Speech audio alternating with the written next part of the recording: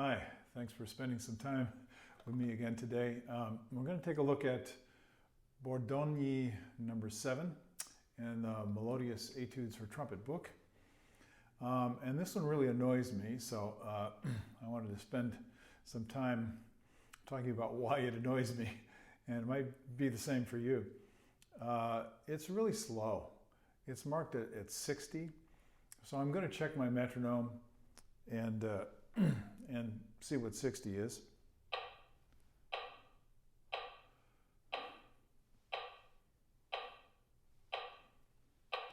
Now you may notice when I'm working with the metronome, I'm not thinking of it as mechanical. I'm dancing a little bit with it because we need to feel the music. We need to get it inside us, and we need to be inside of it. But this doesn't feel right at 60 to me. So I'm going to go ahead and try and play it at 60 and see what happens. Here we go.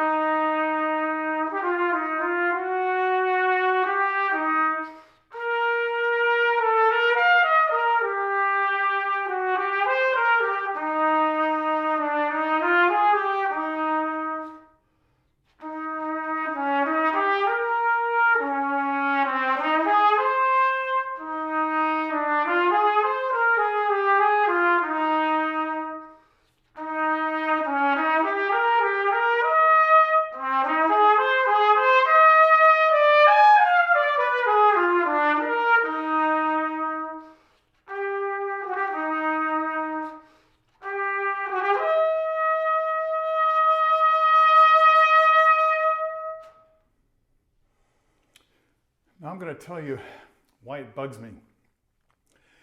I get bored. I'm going along, it's like, it's going so slow. Can we just go faster? Can I do something interesting? So when you get bored with the music, you're really not doing your job. Now, I've been a professional performer most of my life, and it really doesn't matter how I feel. What matters is what the people who are listening feel. So I have to put myself in that frame of reference. I'm telling a story, I'm sharing something that I feel, and if I'm not feeling it, it's not really going to come across with much enthusiasm to the people who are listening. So that's kind of a state of mind thing that's really, really important for me. And I hope you can understand that. So how do we deal with the problem? Well, there are lots of things. Playing the trumpet takes a considerable amount of concentration. So when I lose my concentration on the music, there's always trumpet stuff I can be concentrating on. The problem is the more I concentrate on trumpet stuff, the more I try and manage it. And I want to be playing naturally and comfortably and vocally, obviously, in this style. So what are some of the things that can keep me interested, connected to the music? First, it's very simple. So I need to avoid my natural tendency to try and make it into something more than it actually is. It's very simple, and I should just let it be what it is. It's kind of like when you're dealing with another person. You want to give them permission to be who they are. You want to accept them the way they are. Give them freedom. So I'm trying to give this music freedom and not trying to put anything of my own on it. So I'll give you some tips here. I look at the beginning, and what I see is this.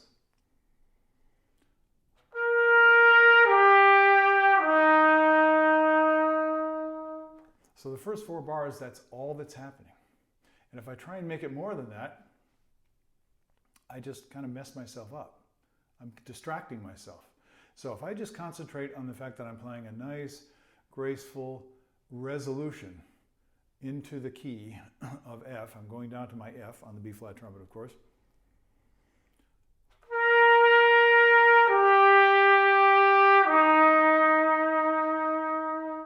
Now I'm going to put the decorations in. You heard them.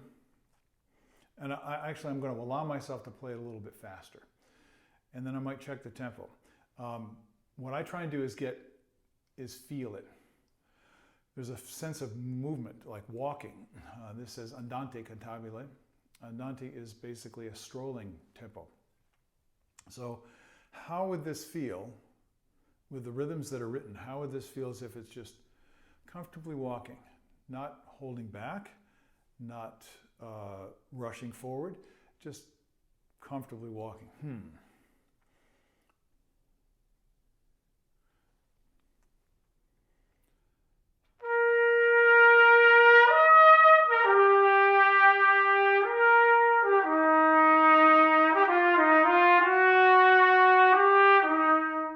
Okay, so I felt the tempo, but I didn't feel the line. I was concentrating too much on the tempo. So now I'm going to concentrate on just doing this.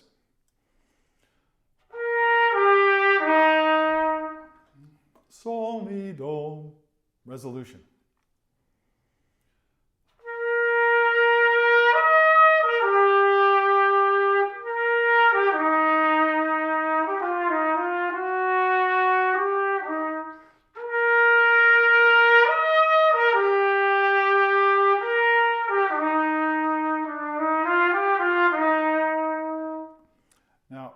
How successful that was, but I'm trying to, on purpose, do sol, mi, do, so you feel the resolution come. That gives me a sense of direction. And when I played it the first time, when I played through, it's like I got bored because I lost where am I going here? That's one of the most important things when you're playing music, especially in the lyric style, is you always know where you're going. And better yet, why you're going there. What's the significance? In this case, it's a resolution. Okay, what are some other elements that, that you might wonder about? If you're a meticulous person, you might feel that you have to obey the rules and play it at 60. I don't know where I just was. And so what I try and do is play it at all different tempi. So I'm going to play it really slow and really fast. And here's what happens. You play it fast.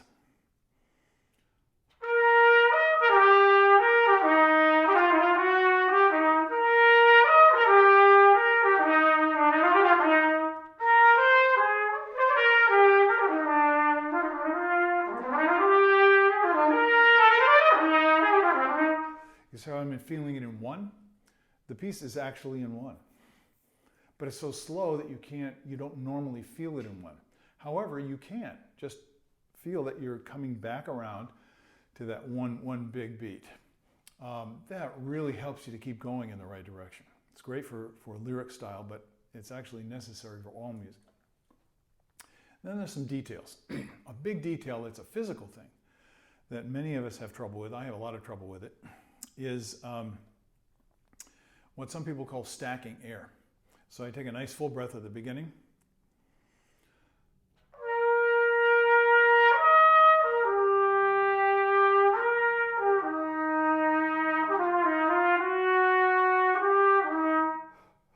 And then I go to take a breath, and there's no place to put the air. So I try and take a breath, and then I take another breath, and I take another breath.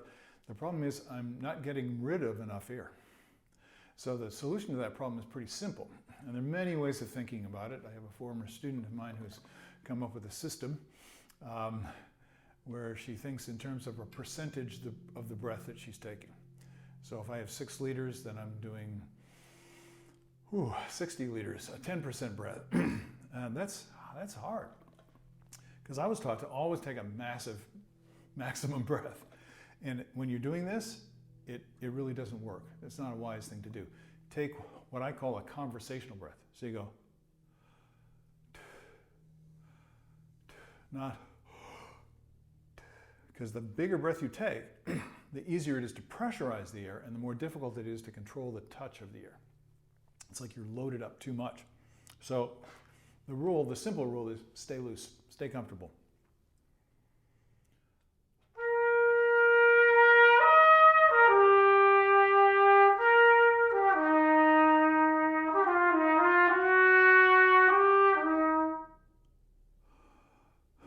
Now I have room to put the air. The question is, how much will I take in?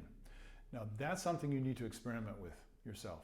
So what I recommend is take very conversational, just like you take when you were talking. So normally, unless we get overly excited, we're not taking a huge breath like that. That's okay for the low brass, they need to do it. If you're playing bass trombone, you need a tremendous amount of air flow, or tuba, for example. But on the horn and the trumpet, you don't need that much air. But the air has to flow very freely. So this is where we get into the technical problem with the breathing. So manage your breath so that you don't overbreathe. That's the advice, but you have to work it out for yourself. You have to do this by feel. And when you feel like you're suffocating, you know that you're making a mistake. That's the easy solution to this. Now I'm going to mention another little detail, which some of you may be aware of. There's dotted 8/16ths in this piece, and there's triplets. And very often in etudes, these two rhythms will be juxtaposed because they're close to one another in terms of the subdivision. So what I want to encourage you to do is do a musical interpretation. Now, I spent a lot of my life as an orchestral player, and orchestral players are very meticulous and detail-oriented and try and do things correctly. And the reason is you got 100 people on stage, they all have to play together without talking it over. You need to be doing two things. Play things literally the way they're written on the page and hear how other people are interpreting them. That's really, really important. So when we're playing with other people, we get influenced by what we hear. And here's what I'm talking about. If I play a straight dotted 8/16th, it's not going to sound right. Not to me. It's not going to sound right. How do I know?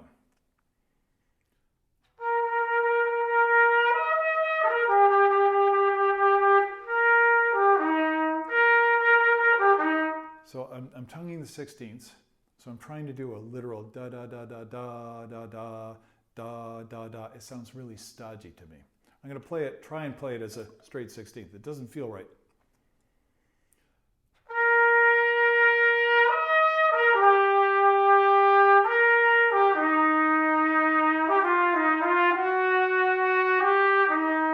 So that time I was concentrating on doing literal subdivision.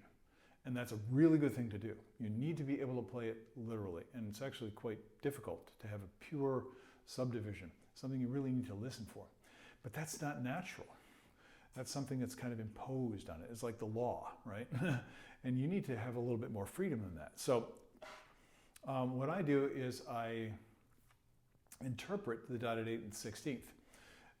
So I'm doing something more like what you already heard, and it comes, many times through the piece. Da da da da, not da da da da da, da da da dee da da da da da